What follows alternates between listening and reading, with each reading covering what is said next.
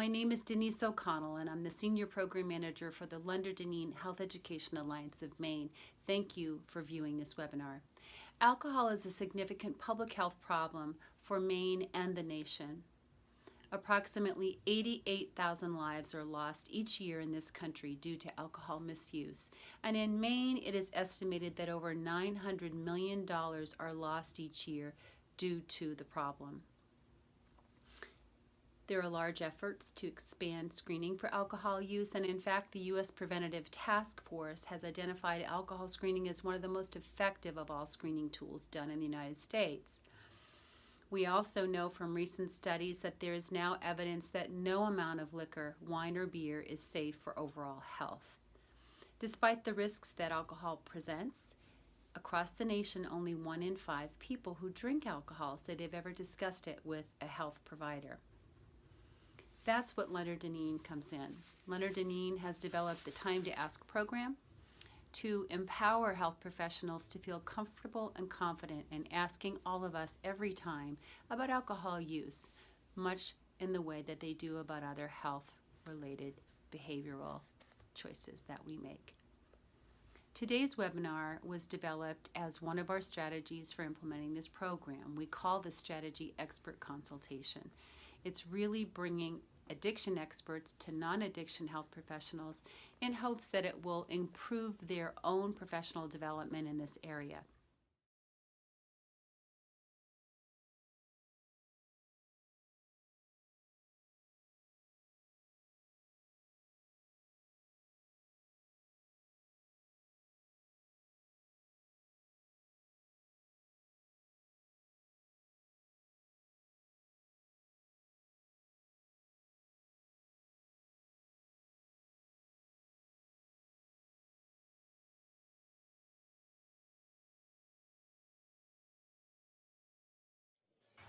So by the end of today, we have several things I'm hoping that we will accomplish. I'm hoping that we will be able to list medications used in patients with an alcohol use disorder, be able to compare and contrast the FDA-approved and evidence-based medications used in patients with alcohol use disorder who are on maintenance, and then develop a treatment and monitoring plan for the pharmacological treatments of patients with alcohol use disorder. So lofty objectives, but I think that we can cover them. I'm excited. So I want to begin by sort of giving us a big picture of where the treatments fall and how we might start to think about the different types of treatments. So we have 3 FDA-approved treatments in the treatment of patients with alcohol use disorder. We have Naltrexone, we have acamprosate, and we have Disulfiram. And the vast majority of the patients who are being pharmacologically treated for alcohol use disorder are going to be on Naltrexone, or that's going to be your primary consideration as a medication. Acamprosate has efficacy data, but the problem with acamprosate is that it has to be taken 3 times a day. And we'll talk a little bit more about that. But it's a TID medication, and as you know, it's very, very difficult for patients to take anything TID, right? So if you prescribe cephalexin, for example, how many patients really take it 3 to 4 times a day, right? And so the same thing is true here, and actually maybe even more magnified when we're talking about patients with alcohol use disorder. So acamprosate works, but only if you take it 3 times a day, and that's really tough. And then Disulfiram works under very specific circumstances and situations. And so we'll talk a little bit more about that, but really Disulfiram is a much later line therapy in the majority of patients. There will be some exceptions where Disulfiram may be your first line option, and we'll briefly discuss that a little bit later today too. But I first want to just highlight again, the majority of the patients that you're going to be using pharmacotherapy for in the treatment of alcohol use disorder for the FDA-approved treatments will be using Naltrexone. There are other agents, though, that can be used in the treatment of alcohol use disorder that are off-label. They're not FDA approved for this indication, but that's okay. We use a lot of medications off-label as long as we have evidence to support their use. And many of these medications have been generic for quite a long time, maybe forever. Maybe they never even had a patent for some of the old ones. And so there's not really a financial incentive for somebody to pay for some of these trials or get it approved through the FDA. So as long as we have strong clinical trial evidence, we can be confident using off-label medications. And so that's where we turn to things like guidelines as well as other clinical trial data. Certainly we know that the use of some of these agents in patients using them for their primary indication is the right thing to do. And then certainly if you had somebody with an alcohol use disorder, you can kind of use the one drug for two different indications. So for example, if you had a patient who had PTSD, then we know that SSRIs are first-line therapy in the treatment of patients with PTSD, pharmacologic treatment of PTSD. Of course, psychotherapy is first line, but first line pharmacologic treatment of PTSD. So if you had somebody with PTSD and an alcohol use disorder, you might make use of SSRI for both of those. But the evidence really when we're looking at off-label medications is most strong when we're talking about medications like gabapentin, as well as topiramate, and even baclofen. And so we'll discuss that a little bit later today too. So that's the big picture. And now I kind of want to get a little bit more into the specifics here. As I said, naltrexone is really going to be your workhorse here. This is really going to be the drug that you're going to want to know in and out, really cold. This is the one that you're going to want to think about, and then think about why maybe you wouldn't be able to use this drug in an agent when you start in a patient to start thinking about the other options, right? So this is going to be your primary drug. So naltrexone, the place in therapy for this drug, it is effective at decreasing drinking as well as feelings of craving and increasing abstinence. So it works both in patients who are already abstinent to help keep them abstinent, but it also works in patients who are continuing to drink to reduce the amount of drinks they have in a drinking episode. So it also has some evidence to support its utility in reducing binge drinking episodes and sort of that if a patient tells you, I take one drink, I take two drinks, and then all of a sudden I can't stop, it kind of can help with that type of a patient. There's an oral formulation as well as an injectable formulation. The injectable formulation is long acting, so it's a monthly injection. The oral formulation is once a day. Because the injection is a once a month injection, it does increase patient adherence as long as they do come back every month for the injection. So ideal candidates for naltrexone, most people, unless we can't use it. So let's think about when we can't use this. So there are definitely some patients where we really shouldn't be using naltrexone. And probably the most important patient where we shouldn't be using naltrexone in is somebody who has taken opioids within the last 7 to 10 days. So if you have a patient who's taken opioids within the past 7 to 10 days, they are not a good candidate for naltrexone at this moment.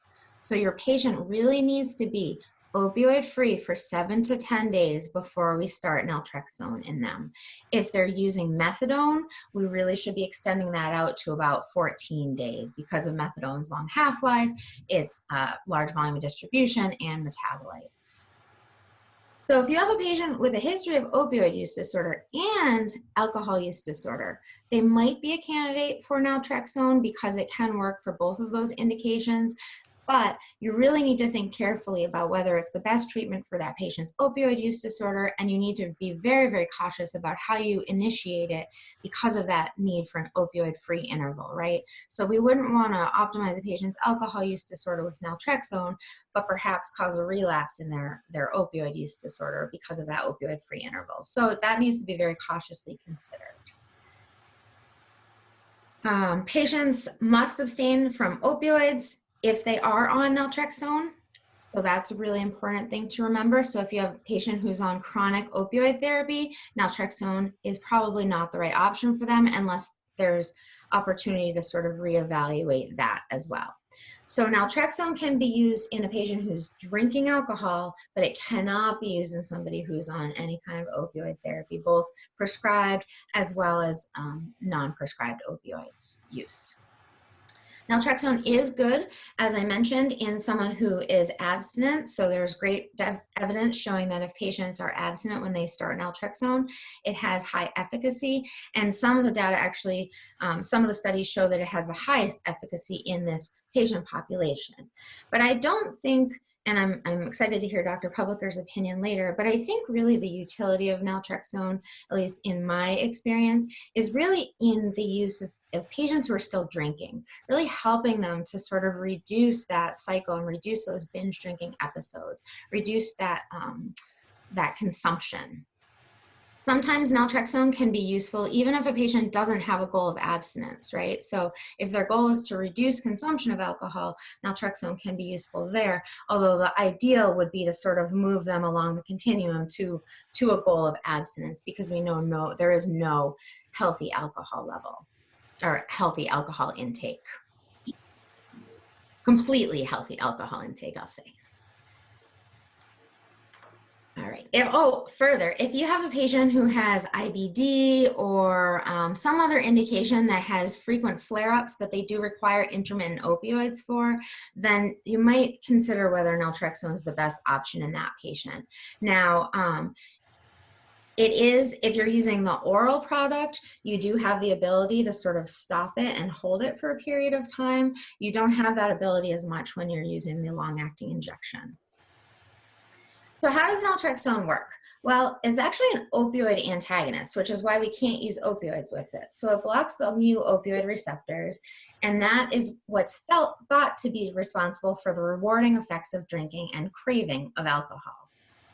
So what it does is it suppresses the beta endorphin stimulation of the dopaminergic neurons in the nucleus accumbens, and that that normally occurs when we ingest alcohol, right? So we ingest alcohol, we get sort of this stimulation in our dopamine, or an increase in our dopaminergic tone, and it's sort of reinforcing.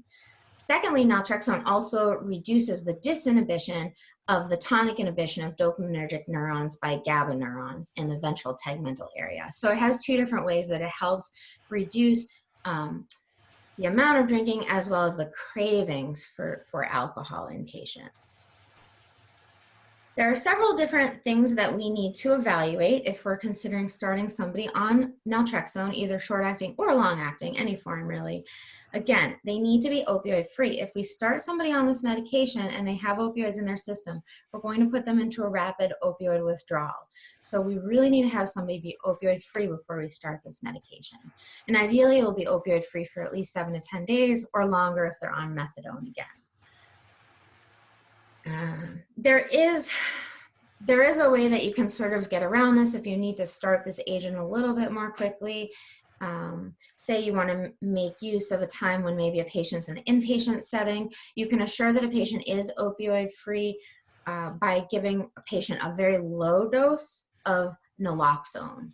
So I'm not talking about slugging a patient with 1 milligram or 2 milligram or even 0.4, starting very low, like 0.1, and then sort of moving up to 0.2 and then 0.4, just to see if a patient has any withdrawal symptoms. And if they don't withdraw to low dose naloxone, then you can be confident that they won't withdraw when you administer the naltrexone.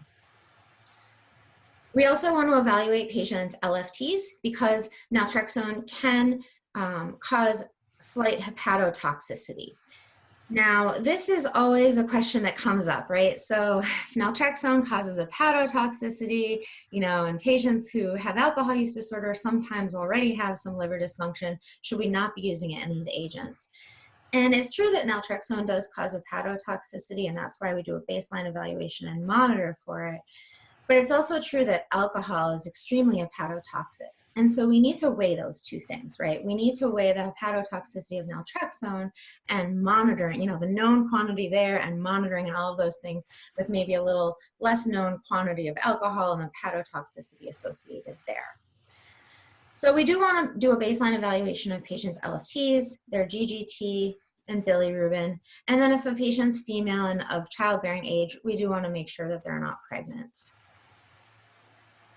If we have a patient and we're considering them on the injection, we want to make sure that they have a sufficient creatinine clearance. So they need to have, that they can't be in moderate to severe kidney have moderate to severe kidney disease, and they need to have sufficient muscle mass for the injection. So this agent is associated with, and we'll talk about this a little bit later, but is associated with injection reactions, and some of them can be quite severe. So it is really important that your patient has sufficient muscle mass for the injection if you do go that route.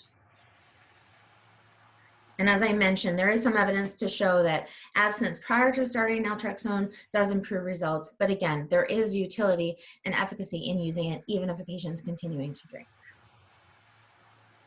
So dosing for naltrexone, we initiate it at 50 milligrams daily.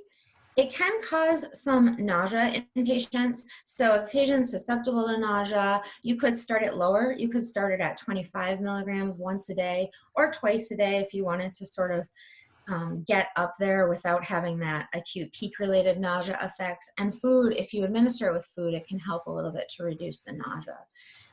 In my experience, patients tend to develop a little bit of tolerance to that nausea, so it's really only a problem for the first week or 2 weeks or so. The goal dose for naltrexone in most patients is going to be that 50 milligrams per day. So it's pretty easy, right? You can, in many patients, just start right out where you need to be.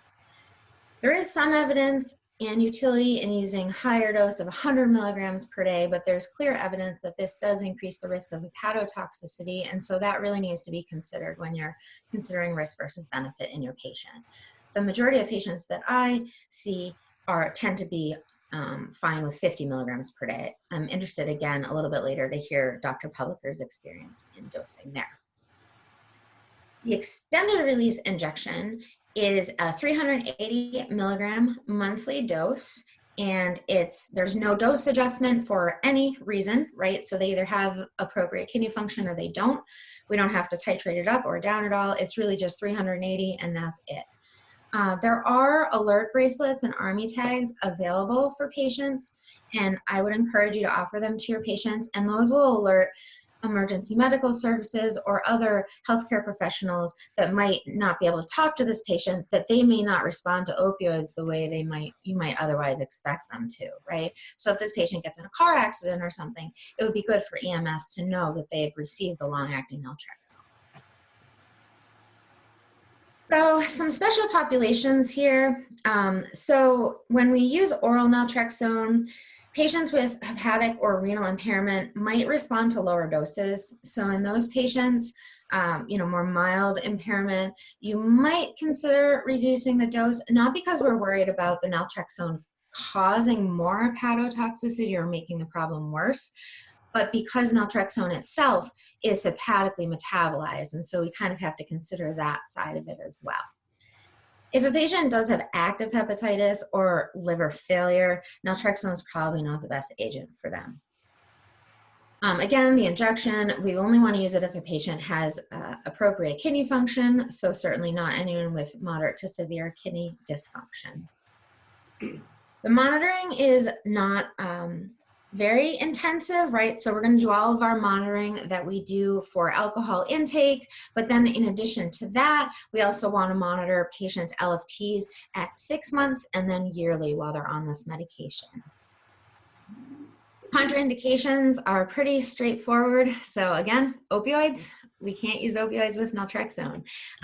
Don't forget tramadol is an opioid. Tramadol is a weak mu agonist.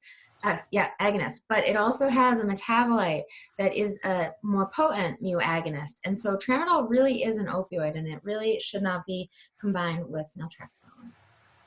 Again, if patient has active hepatitis, liver failure, or used opioids in the past week, we shouldn't be using this drug. We shouldn't be using this drug if they're on opioids, and that's going to be an interaction. And then the adverse effects, we kind of talked about some of these. So nausea is one of the most common adverse effects with this drug. Nausea much more than vomiting, but vomiting can occur rarely. Headache and insomnia are described in patients that are taking this medication. Dizziness tends to happen within the first week to 2 weeks of this medication, and then patients tend to develop tolerance to that as well, in my experience. More rarely, patients can have psychiatric effects to this medication, and most notably, depression and dysphoria. So that's definitely something to monitor for in your patients who are on naltrexone, is whether they are having any sort of depressive symptoms or any sort of worsening of underlying depression. Again, I mentioned hepatotoxicity. We're going to be monitoring that, so that shouldn't be a problem for us. And then injection site reactions are a really, really big concern with the injectable product here. And these injection site reactions can range. They can be just mild tenderness and pain and redness. They can consist of irreversible nodules, and they can also consist of fluid necrosis requiring multiple surgical debridements to fix. So they can run the gamut, but they can be quite severe, and it's so important that the FDA came out with a REMS program about this. And part of this REMS program is making sure that we select the appropriate needle size. If we have a patient who has a bigger body habitus, particularly in the gluteal area, we need to make sure we're using the full 2-inch needle to really assure that we're getting into that muscle. It's an intramuscular injection, right? It's not an intra-adipose injection. So we need to make sure it gets to the appropriate site. So I think I'm going to stop for a second and see if there are any questions here about naltrexone or anything else that I've discussed. Are the side effects still just as bad with the injection as they are with the oral? So the nausea can be a little bit reduced in frequency in patients who are receiving the injection. Other than that, I believe they are similar, but I'm going to see what Dr. Publicker has to say about that. First, I see extremely little nausea with the oral naltrexone. I have people start at 25 milligrams after some food. It is extremely rare that people continue to have nausea. Let me just throw a couple of other things before Stephanie moves on to acamprosate. Hepatotoxicity really is minimal. If we think about hepatotoxicity, the major problem is alcohol. So I think that initially there was a concern about naltrexone being hepatotoxic. I'd minimize the concern about that. I would say that one of the things we have to remember is, especially with injectable naltrexone, it'll interfere with pain control and surgery. So people who are on oral forms of naltrexone really need to be off it for 2 or 3 days prior to surgery. People who are receiving Vivitrol, the parenteral form, really need to be off it for at least a week prior to scheduled surgery. Now, if opioid analgesia is necessary for somebody who's on Vivitrol, it really needs to be provided in an emergency room or hospital setting where there can be cardiorespiratory rescue if necessary. I think it's rare. I'm going to say that in all the years that I have used Vivitrol, and that goes back to 2006, I've never had a patient have trouble in an emergency receiving proper anesthesia. So it's important for people to know that, but if I was going to have a patient have surgery that was scheduled, I'd have them stop a week or 2 weeks prior to a scheduled surgery, make sure the anesthesiologist is aware of it. I think that it's important to know with the Vivitrol, Stephanie emphasized the painful nodule. It's got to go into the muscle, and that's important. With Vivitrol, when used for opioid addiction, there is some risk of people developing significant depression or even suicidal ideation. I've never seen that with alcohol. It's really not been reported. I think if somebody has significant liver problems, I'd go to an alternative, and the alternative might be gabapentin or acamprosate. And the other point is Vivitrol, however, is not liver metabolized, which is one of the things which makes it a safer medication. So those are the notes that I kind of feverishly scribbled. Those are excellent additions. Thank you so much. And just to be really clear about your last point, so I think your point there was that the Vivitrol injection is not hepatically metabolized, whereas the oral is. Thank you for all of those points. I think those are really, really stellar and really sort of help round out all of the points that I missed or glossed over a little bit. So thank you. So the next drug that I want to discuss, and again, I don't want to spend too much time here, but I did feel I would be remiss if I didn't discuss it at all. So acamprosate also is a level 1B guideline recommendation in the treatment of patients with alcohol use disorder. But unlike naltrexone, it's dosed 3 times per day. And that's really, really difficult for patients. It is effective at increasing abstinence if it is taken 3 times a day, and it is, like naltrexone, more effective in patients with the goal of abstinence, but it can also be used in patients to reduce consumption. Adherence is the major challenge with this medication. So ideal candidates are those that are able to be adherent to this medication, maybe patients with hepatic disease, because this is not hepatically metabolized at all, and patients maybe who are on many medications where you're concerned about cytochrome P450 drug interactions, because again, this is not hepatically metabolized at all. It's really all renal elimination. There aren't any cytochrome P450 interactions. This also can be used with opioids. So there's no interaction between acamprosate and opioids.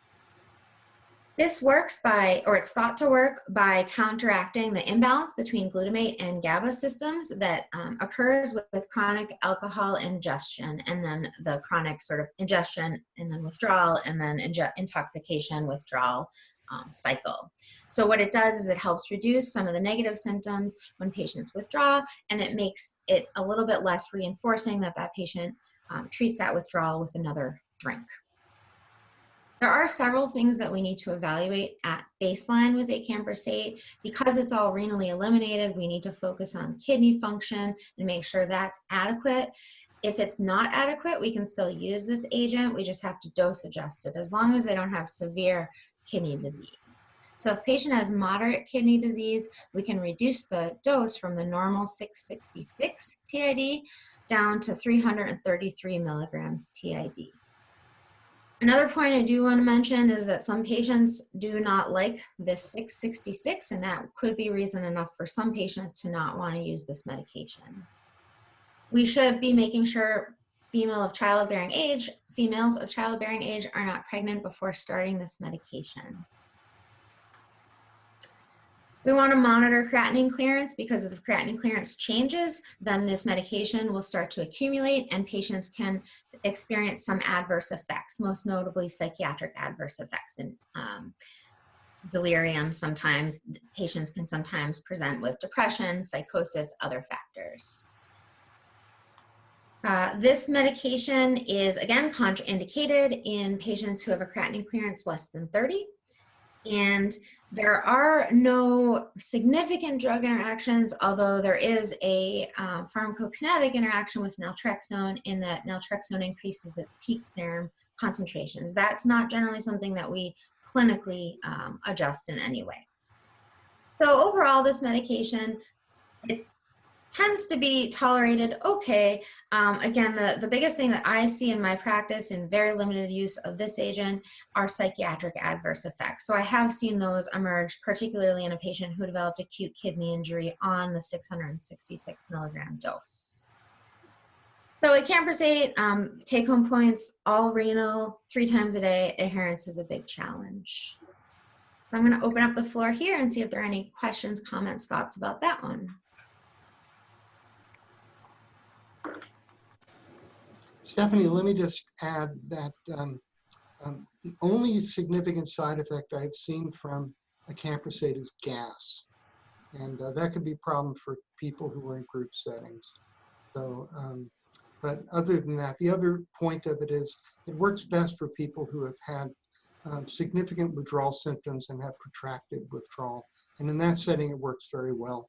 The other thing is there was a very large clinical study looking at combinations of naltrexone and acamprosate, and there was no improvement in outcomes with the combination of the two. So naltrexone or acamprosate, but there's no benefit in using both together. Excellent, thank you. Thank you. All right, and then the last agent, again, that I just want to briefly go over here is Disulfiram. And Disulfiram is really the agent that is later line therapy. This is a level 2C guideline recommendation. And the reason for that is that this agent is different. This agent won't work unless patients take it very consistently, like every day pretty much. And it won't, it can be very toxic if a patient has alcohol on board when they take this, or if they take this and then ingest alcohol. And that's actually part of how it works. So its place in therapy, it increases abstinence when it's taken regularly, and it really works best if a patient has some kind of monitored administration protocol. And that can be a spouse or another caregiver, family member, or it could be a healthcare professional, depending on the patient's setting. Ideal candidates are those that will stop drinking. Patients have to stop drinking, and so the most motivated patient there would be somebody who has to stop drinking because of legal or professional reasons. So maybe somebody has to stop drinking as part of their parole, or maybe they have to stop drinking because they're a physician and it's part of getting their license back, or maybe they're a pilot or some other professional reason. Those are the patients that tend to be most motivated to continue to stop drinking, and this may be an option in that patient population. Again, really this medication works best if patients are willing to take it under supervision and if patients understand the reaction that occurs when alcohol is ingested. It also has some utility in helping patients if they are in recovery and they want some kind of short-term trigger protection if they're going to a high-risk situation. So say if a patient plans on going to a wedding or a holiday or a family visit, and they're in long-term recovery from alcohol use disorder, they're not drinking at all, but they're really worried and they want some kind of pill in their pocket, this might be an option for them. It works as an aldehyde dehydrogenase inhibitor, so it really blocks the body's ability to continue to finish the metabolism of alcohol. So alcohol is metabolized into this sort of metabolite that is kind of toxic to the body, and then we further metabolize it, but this drug stops that further metabolism, and so you get this toxicity reaction. So if patients do drink alcohol, they will experience nausea and vomiting, they might experience flushing, and they might have heart palpitations. This can last anywhere from 30 to 60 minutes or several hours, depending on the alcohol load that was consumed. So the higher the alcohol dose, the longer the symptoms will last because you have more of that metabolite basically hanging around. It's so important if you do have somebody on this medication that they understand how it works. This is not an agent that you want to give to somebody with any kind of cognitive impairment or psychosis, or anybody with a inability to comprehend how this medication works. Some patients might want to try to fight through it and drink alcohol anyways on this agent, and it's really important that they're educated that that's not safe by any means. So using alcohol with this medication can be fatal in some patients. It can be cause very severe reactions, respiratory depression, arrhythmias, myocardial infarction, and then convulsions, and then up to and including death. Again, patients have to be alcohol-free for this agent. I can't stress that enough, but it also can cause many different types of medical and sort of metabolic problems, and so it's a good idea to get baseline LFT, CBC, basic metabolic panel, do a med and psychiatric assessment, check out the heart and make sure that's safe, make sure a patient's not pregnant if they're of childbearing age and female, and then even consider utilizing a consent form with this agent. So this is definitely not something to be considered lightly. Dosing is pretty straightforward, so that's nice. 250 milligrams once a day, and generally that's sort of where you're going to start and where you're going to be. Some patients you might need a little bit more, up to 500, and some you might be fine with a lower dose. Monitoring here, the biggest one is LFTs. So monitoring LFTs at 1 month, and then monthly for 3 months, and then periodically thereafter. So at minimum, I would say once a year. It is contraindicated if patients have severe myocardial disease or hepatic disease, if they're using any kind of alcohol or any kind of ingesting any kind of alcohol containing products. And that includes things like mouthwash, over-the-counter cough suppressant agents, or other over-the-counter or even prescription oral solutions, many of them actually contain alcohol as their solvent. Patients cannot use disulfiram and combine that with metronidazole or ketoconazole. Patients, as I mentioned, should not be getting this drug if they have any kind of cognitive or psychotic diseases, acute psychotic diseases happening. I would say chronic psychotic as well. And then, of course, if anyone has any suicidal ideation. This drug is going to interact with lots of different things, meds that contain alcohol. It also can increase levels of drugs, some of them with quite narrow therapeutic indexes like warfarin, phenytoin, tricyclic antidepressants, clozapine, right, methadone, theophylline. These aren't benign drug interactions. These are pretty critical drug interactions we're talking about. And in addition, you can get increased CNS toxicity when you combine disulfiram and metronidazole. Adverse effects of disulfiram, headache. Oftentimes patients are most concerned about the taste in their mouth, so either the garlicky taste or the metallic-y taste. Patients can also develop a rash, hepatotoxicity, which is why we monitor that, and acne and neuritis. So those are the FDA-approved drugs, and actually I'm going to stop here and see what Dr. Publicker has to say about that one. Well, first, as far as adverse effects, one of them is somnolence, and that can be helpful, have people take it at bedtime. It's important to note that the enzyme that gets knocked out remains knocked out for 7 to 10 days. So it's important to alert people that it isn't as though you can take it one day, not take it the next day, and drink. So I always make sure to let them know. They have to wait at least a week before it'll be safe to drink. I also tell them never, ever, ever in a party situation, a family situation, drink something unless you yourself have poured it. And to make sure that you've read the labels on anything you're going to be drinking. So, you know, as Stephanie said, cough syrup, mouthwash. There are so many beverages that may contain alcohol. Stephanie's point about you use this medicine if you absolutely, positively can't drink or don't want to drink. It could be effective. I don't use it a lot, but when I do use it, it's very helpful to people. So it's not a first line or a second line drug. There are these situations where somebody's going to go to prison for 10 years if they drink. This can be very helpful, or their family members will throw them out in the snow. That could be helpful as well. Great, thank you. Excellent points again, as always. This is great. So now we're going to go into some of our off-label medications.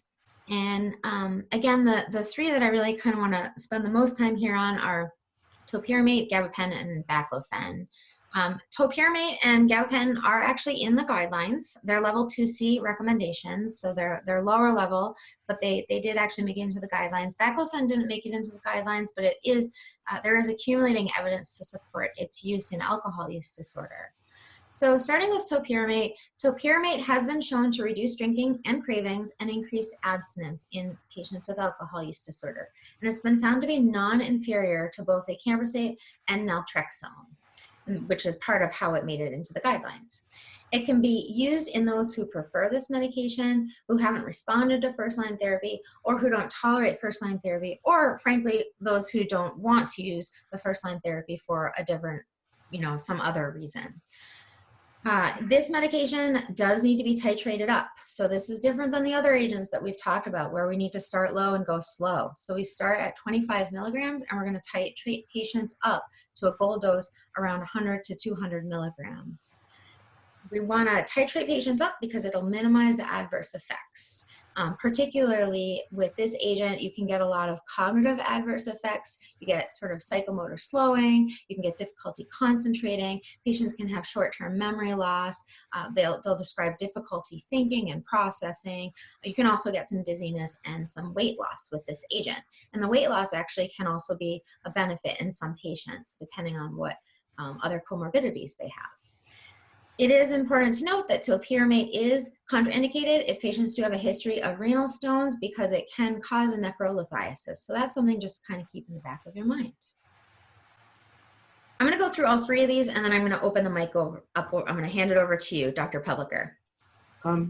Okay, the thing actually had a couple of points. First is topiramate, the side effect which is most common is cognitive dysfunction, and that's one of the reasons really why you have to start low. Very many people have cognitive dysfunction. It's a very effective medicine. It will decrease drinking days per month. It'll decrease heavy drinking days per month. It will decrease the number of drinks on heavy drinking days per month and can promote abstinence. So nice medicine. One of the things that I think it's important for us to note is just going back, naltrexone, talk about opiates, remember buprenorphine. You can't use naltrexone with buprenorphine, so it's a major reason to be aware of the alternative medications, acamprosate, topiramate, and gabapentin. So topiramate, nice medicine. The other point that I really wanted to emphasize is these medicines don't, in most cases, by themselves produce total permanent abstinence. And one of the mistakes that people make is having somebody take naltrexone, have them drink, and then assume that the medicine doesn't work. These medicines decrease the likelihood often of picking up a first drink, may significantly decrease the likelihood of continuing to drink heavily. They can help promote total abstinence, but it's important to judge effectiveness by looking at number of drinking days per month and heavy drinking days per month and the 30 days perhaps prior to initiating the medicine and subsequent 30 days. So if somebody drinks on them, it doesn't mean it's not working. So we don't give up on it. It's very important to understand that point. Yeah, I think, again, that was a really, really excellent point. And just to clarify again, of course, we're not talking about, or Dr. Publicker was not talking about Disulfiram there, right? If someone is drinking on Disulfiram, that's a big problem. But for the other. Bad idea. Yeah. And again, though, we really do have to think we're going to have patients on buprenorphine. So we have to be aware of the alternative medications. Acamprosate, I'm going to tell you, I use extremely rarely. And I use it extremely rarely because I think it would be hard for anybody to take a medicine 3 times a day. If somebody is alcoholic and struggling with sobriety, the likelihood that they will adhere to a TID is extremely low. So it's a nice medicine. It could be very effective, but generally speaking, I don't think it's got a good place. Topiramate's nice medicine. Cognitive dysfunction is a major limit. Stephanie, were you going to talk now about gabapentin? Yes, I was. Okay. Do you want me to start and then you go? Yeah. No, go ahead, please. All right, awesome. So gabapentin, like topiramate, is also in the guidelines, a level 2C guideline recommendation. This one can be used by itself, or actually this one does have evidence to support its use in combination with naltrexone. So a couple different options there with this medication. It's been shown to reduce drinking, cravings, and protracted withdrawal symptoms, and increasing abstinence. So there are a lot of different utilities for gabapentin, both looking at gabapentin in the use of patients with alcohol use disorder in the sort of withdrawal kind of phase of things, as well as looking at gabapentin's use in sort of the maintenance phase or later stages of treatment of alcohol use disorder. So gabapentin's really interesting from a couple of different perspectives here. It may have some better utility in patients with stress-related alcohol use disorder or sort of like anxiety-related use of alcohol versus naltrexone, which again tends to be a little bit better in those that sort of binge or have that sort of craving, that compulsion to drink. So different mechanisms, maybe perhaps different subsets of patient populations that would respond to these agents. This medication is also TID, so that is something to consider. It's dosed generally 300 to 600 milligrams TID, and generally you do want to titrate patients up at least a little bit. You certainly would not start anyone at the 600 TID dose. This drug can be used if a patient prefers gabapentin. Maybe they know somebody that used gabapentin and it worked really well for them, then you can consider using this earlier in treatment. This can also be used if a patient didn't respond to naltrexone or other first-line therapy, or who are intolerant to that, or in addition to naltrexone, as I mentioned. Dr. Polliker, what are your thoughts here? You know, it's become a very well-supported medication in the literature. I do use it in combination at times with naltrexone. There are a number of ways in which craving occurs. Naltrexone works very well with a conditioned cue triggered craving, so that coupling of a neutral stimulus with drinking, which creates an expectation, anticipation of reward from drinking. Naltrexone is extremely effective at blocking that. The other major mechanism for relapse is a stress-triggered paradigm. Just really briefly, just so we can think about our patients, major experiment is you take a rat, put it in a cage, get it addicted to alcohol, which is difficult with rats. The rat's going to bar press for alcohol in preference to food. Detox the rat. Rat's going to bar press for food unless we electrify the floor of the cage. And the foot shock from that is a matching paradigm for stress. So we think about, and the rat will relapse to drinking. I think about my patients often, their lives are foot shock, foot shock, foot shock. And in that regard, it's the foot shock, it's the stress reinforcement that may trigger their relapse. A medication like gabapentin, of course, always with some supportive therapy or counseling can be effective. So I think people can have both, people can have one or the other. So it makes sense to know about the use of gabapentin. It certainly is the safest darn drug, so it's worth having that in your pocket.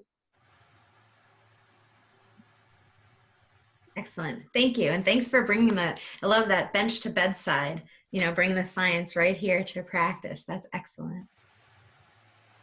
So the last agent that I just very briefly want to mention is baclofen. Baclofen has also been shown to reduce cravings and increase abstinence.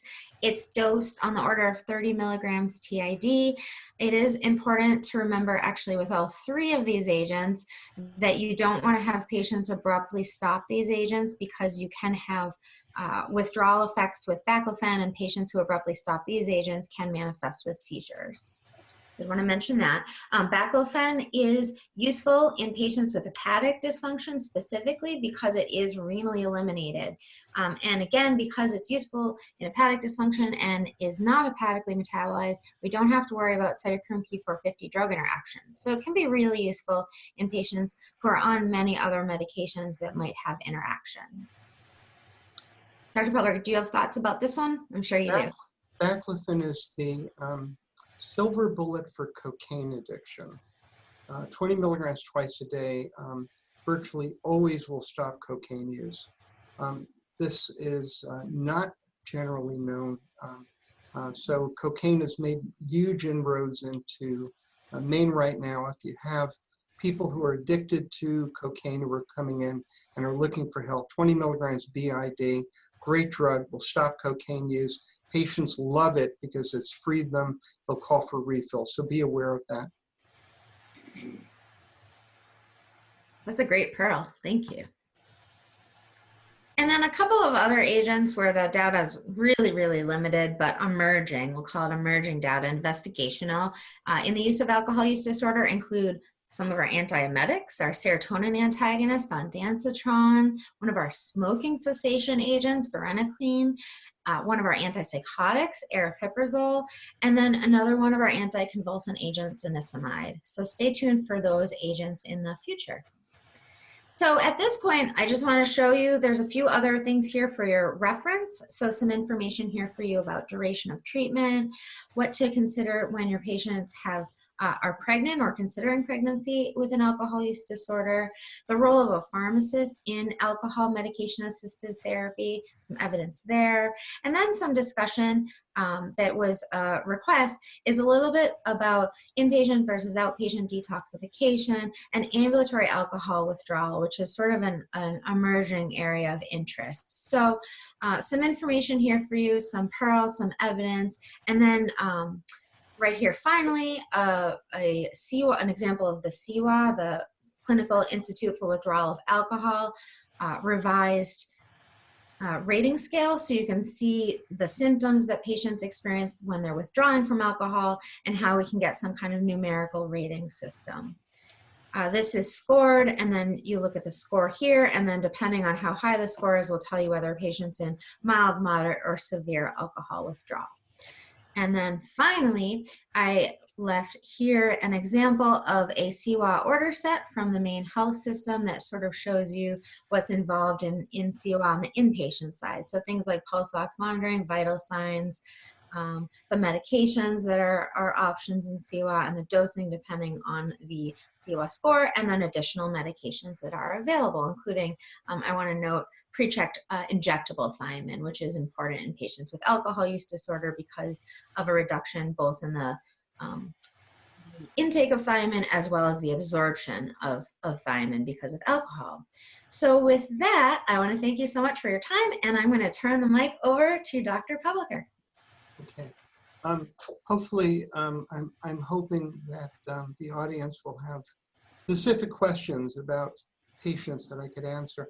I do want to say that the estimate is that there's 9 million Americans who meet diagnostic criteria for alcohol dependence, and fewer than 250,000 prescriptions are written per year. So if we stop and think about that, imagine if this was diabetes and prescriptions of insulin. So we have the second leading cause of preventable, and the effective medications are not being used.